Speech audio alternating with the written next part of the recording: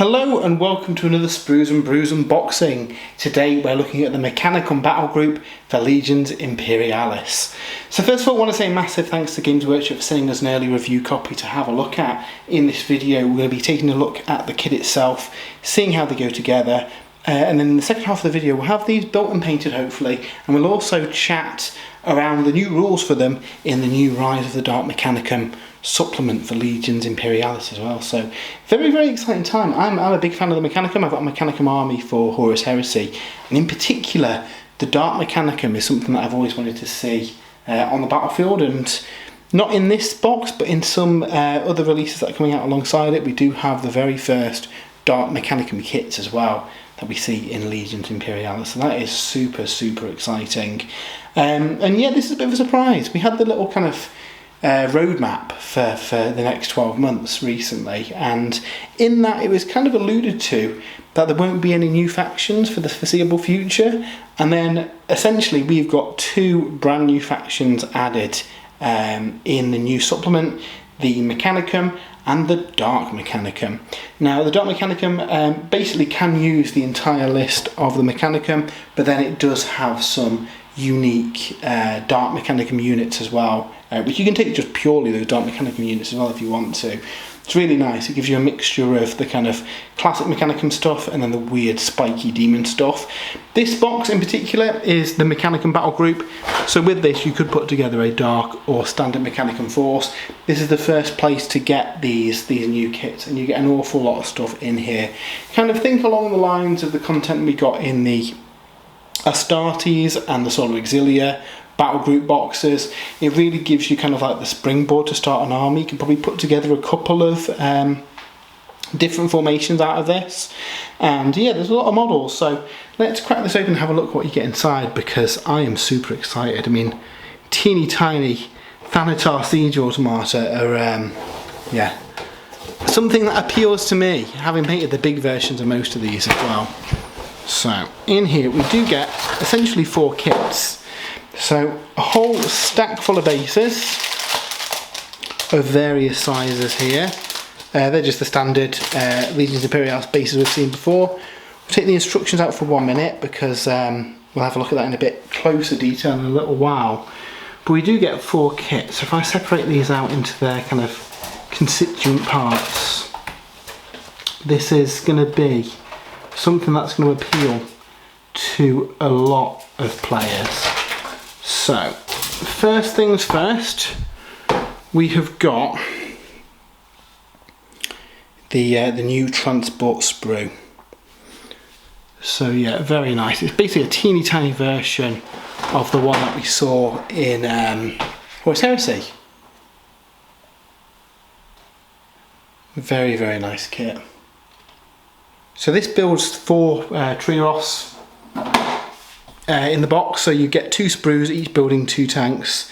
They're going to be quite chunky, but they are quite chunky in Heresy as well, so I guess it's no surprise that the Legions Imperialis one is quite big as well. And it wouldn't surprise me if we see, well, we probably will see all the other vehicles and the variants and the kind of battle tank versions of this come out. So that is the first kit. I suspect this will get packaged as a box containing 4 with 2 sprues when it does get released separately as well. Next up we've got an infantry sprue. So this has all your basic infantry on it. We've got tech thralls, we've got Thanax, which are really cool to see in Epic Scale. I think they're going to be really fun to do. We also get an Archmagos on Abeyant here, and it's kind of like a little palanquin thing. And we also get the Myrmidons, the kind of the close combat version and the ranged version as well. You do get, I think, 1 of the shooty ones, 2 of the shooty ones and 1 of the close combat units on this sprue, so 6 models in all, and again you get 2 of these sprues. Now the only limiting factor with this box are the Abeyants, the Tech Maguses, because a lot of the formations require them to lead it. So obviously you're going to be able to put together 2 here because you've got 1 on each sprue, so you probably are going to want to pick up another box of these to kind of maximise the different formations you can take. But yeah, these are very cool. Now with the tech thralls, you can probably just paint on the sprue. A lot of the other stuff needs building as well, so you could probably snip them here, kind of have the legs on the frame, attach the bodies, snip off the top of the sprues just so you've got something to hold on to when you're painting them. A lot of this Mechanicum stuff is probably going to want to get built before you do spray it, so I don't think it'd be too wise putting them on the bases because you're not going to be able to get to the ones behind, but you could certainly be inventive with like lollipop sticks or something maybe to attach them temporarily. So that's the next kit. We then also get a automata kind of like sprue. So this has got all your robot-y stuff. So we've got Castellex robots on here.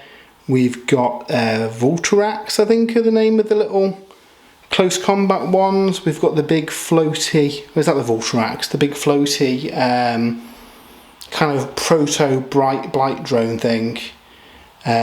We also get the Domitar, I believe. Let's check the box. Yeah, we get 2 Domitars, 1 on each sprue. And we also get an Arlatax on here. Yeah, Voltarax is the flying thing, which is over here. And we get Vorax Battle Automata, are the kind of the little ones. And we get some Ursarax as well. So yeah, nice selection of different robots on there. Really, really cool. Now obviously, you know, there are 2 different kits as well. So if you did want to do a kind of a Cybernetica style force, you could just pick up these more kind of robot-y ones if you preferred that. But then obviously we've got the standard infantry sprue as well, so that is very cool. Now if you do like big bots, we do have another kit as well, which contains 4 Thanatar siege engines, meaning you can build 8 from the entire kit. And again, you've got a mixture of the different weapon types as well. So 2 of the standard ones on there, and 2 of the ones with a big kind of shoulder mounted laser. And again, these have got lots of parts. I think they're going to be quite fun to build. These ones you can probably get away with building and attaching to the bases.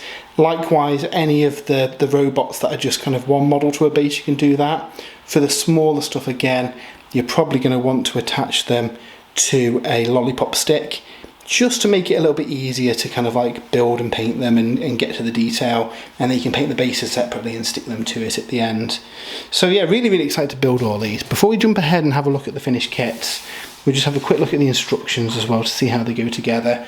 Again, spelled out really nicely with all the different kind of kits that you get. And then building them isn't really difficult. I say that, some of the kits have actually got quite a few parts. Stuff such as the Abeyant's only got 3 parts really to stick together, and the Tech Thralls and the Tech Priest Auxilia, just a case of sticking them on the bases. A lot of these are kind of like single mold models. But as we go to the more complex stuff, obviously we see the Thalax and the Ursarax have got quite a few kind of different parts on them. And then the bigger Battle Automata or Automata have got more parts on them as well, so a little bit more complex to build. Again, you might be able to get these 3 to a base and kind of spray them and paint them on there, but I think it is going to be easier to paint them up with them kind of separate to that. I think it's going to be a bit messy if you don't otherwise. Stuff like the Domitar, where it just goes on a single base, is going to be easier to get to them. And again, these guys, I think, have them separate, it's just going to make your life a lot easier. I really like the Voltarax. That's a very cool kit. I hope we see it in plastic for Horus Heresy as well. I suspect this is a forerunner of us seeing a lot of these parts kind of in plastic, which is super exciting. And then we get the Thanatar, which does have a lot of parts. It's, I guess, a scaled down version of the Horus Heresy one, so it's got a surprising amount of detail and parts compared to the kind of the big one. So I really like that because it lets you kind of recreate your Horus Heresy army in teeny tiny form. I'm going to be painting this box up as Marsed because I've got a lot of Legion Imperialis Titans painted up already, so it'd be nice to do a Loyalist force with them. I will be doing some Dark Mechanicum, but I'll probably be leaning mostly into the new stuff, but I might pick up one of these boxes again just so I can kind of build up my my Horus Heresy army in plastic form, just because I think that's a neat thing to do. And then the Trio Squadron, again, quite a few parts for a little model, but I think that one should be quite fun to build. So yeah, that is all the kits. We're going to jump ahead to the future and have a look at the finished models and take a look at some of the rules. So it's been a busy few weeks, but I have managed to paint up the full contents of the Mechanicum Battle Force box for Legions Imperialis. These were so much fun to work on. They really were. I'm really excited to be able to play some games with them and talk about it. Over on spruesandbrews.com we do have a full review of the Rise of the Dark Mechanicum book. So in that article I go into kind of all the units, what they do for both the Mechanicum and the Dark Mechanicum as well, because there are Dark Mechanicum kits on the way. At the time of filming this, I don't know if they're coming out alongside this box or if they're going to be at a later date. I've not certainly seen any of the kits yet, so your guess is as good as mine as to when they come out. Very excited to check them out. But the standard Mechanicum models can be used either as a kind of Royalist Mechanicum force or as a Dark Mechanicum force as well. So if you did want to do Dark Mechanicum, you can just use these models if you want to, which is really cool. So let's have a look at some of these now. I don't know how well they'll focus, being teeny tiny on the camera, but we will certainly give it a go. So first of all, we have the Thanatar. Now there's a few different variants of this within the box. This is the one with a big shoulder-mounted laser of doom on it. You do also get 4 with the plasma mortar, and they have got options for the petals of the mortar open and closed. So it's probably your biggest model in the standard box, and really easy to paint these up. I just basically sprayed them black, airbrushed them red, and then painted in the details. So next up we have got the Castellex. These come 3 to a base. They're on like 32mm bases, and again they were really quick to work on. Really happy with how these guys turned out. We have got some Ursarax. Again, apologies for the camera struggling on this one. These models are very small, but yeah, they're very cool models. Again, you get a few different variations of legs and arms and stuff, so they do look different, but obviously they are epic scale models, so you really don't need to worry about it too much because they're too tiny to kind of have too much detail on them. So yeah, these guys are very cool. Sadly, you only get 2 bases of these. I think they're one of my favourite robot types out of the box. But yeah, we saw earlier in the video, it's kind of split into 4 different kits, so hopefully those individual kits are up for pre-order soon after. We then get the first plastic, I think it's called an Arlax. Now we have seen rules for these in Horus Heresy, but they've never had a model, so this is the first kind of official model for them. And it's basically a Domitar with a jump pack and a shoulder mounted plasma gun. But very nice models. If we get the Domitar for comparison, you also get 2 of these within the box too. Again, sorry, the camera's having a bit of a fit with these. But yeah, really nice model. Again, hopefully we get a plastic one of these for Horus Heresy 2, and that's something a lot of people want. We'll take a look at the Tech Priest on his Abeyant. You need one of these to lead most of your formations, and obviously you get 2 in the box, so one thing that you probably are going to want to pick up if you're doing a Mechanicum army is another box of the basic infantry, because you get 1 of these and, you know, obviously a lot more units too. The contents of this box comes out to about just over 2,000 points, so with some Titans and stuff you can probably do a legal force with just this stuff as well, which is handy. But obviously if you want more kind of Mechanicum units, you're probably going to have to pick up another box. Here we've got the Tech Thralls. Again, apologies for the camera struggling to focus, but they're a lot easier to build than the Horus Heresy versions, being 1 piece and then really easy to build and paint up. For all these as well, I recommend sticking them to lolly sticks. It's going to make kind of building the models and painting the models a lot easier. I just kind of put them together, stuck them on the lolly stick, and then sprayed them up on there. You could do it on the sprue, but what I find is that the sprue kind of gets in the way and makes it difficult to paint them. Where on a lolly stick you've got a little bit more kind of space to work with. So yeah, they're the Myrmidons, I think they're called. These are the ranged ones. You get 4 of them, and then you also get 2 of the close combat ones as well, if you can find them. Here they are there. And again, nice variety to poses in there too. At this scale, it doesn't really matter if poses are identical, but you do get a bit of variety, so your bases can look different. And then we also get a tech priest, and I forget what they're little called, his little sidekicks that fly around in the little squid looking things. So they're pretty ace. That is not like a kind of HQ choice though, so you do have to take the Abeyant in order to unlock your detachments. Another kit that's a bigger one and a little bit easier to paint is the Vulturax. So this thing is really cool. I love the Horus Heresy version. Again, I really hope that we get a plastic one for that too. This little Diddy one, it was a nice little kind of, I guess, palette cleanser because it was a bit bigger and a little bit easier to paint than some of the others, being tiny. For Legions Imperialis, so you really don't need to worry about painting all the details because you're not going to see them close up. We've also got the Thalax.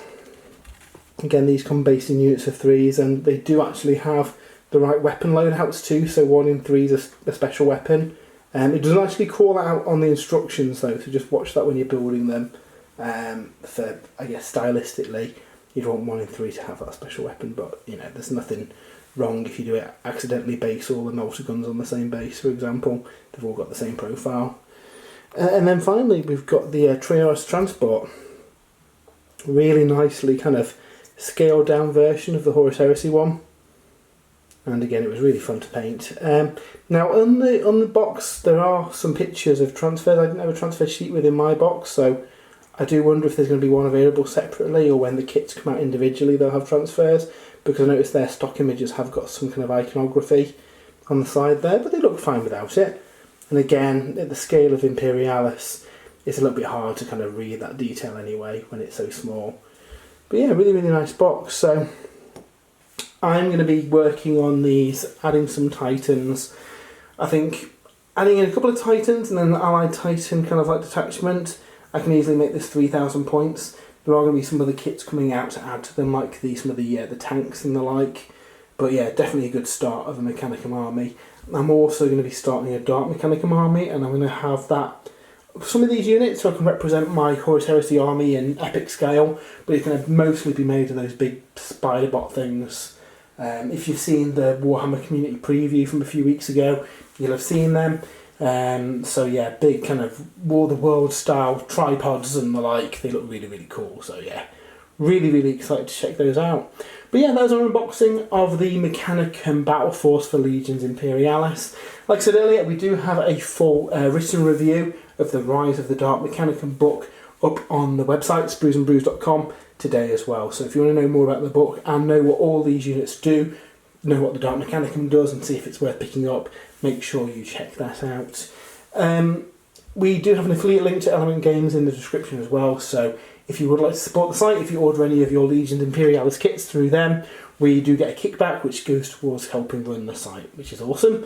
And if you have enjoyed the video and you don't already, why not give us a subscribe? We do lots of kind of unboxings and battle reports and painting videos and all sorts of hobby stuff, so make sure you stay tuned and click the bell to get notified if you haven't already. And yeah, let us know, are you going to be starting a Mechanicum army or the Dark Mechanicum? Do you hope that we'll see some of these Dark Mechanicum kits in plastic for the Horus Heresy as well, which would be really exciting. So yeah, I think there's lots of cool stuff coming on the horizon for this, and yeah, Mechanicum's going to get a lot of people excited about Legions Imperialis. But until next time, have a great weekend, and we'll see you soon.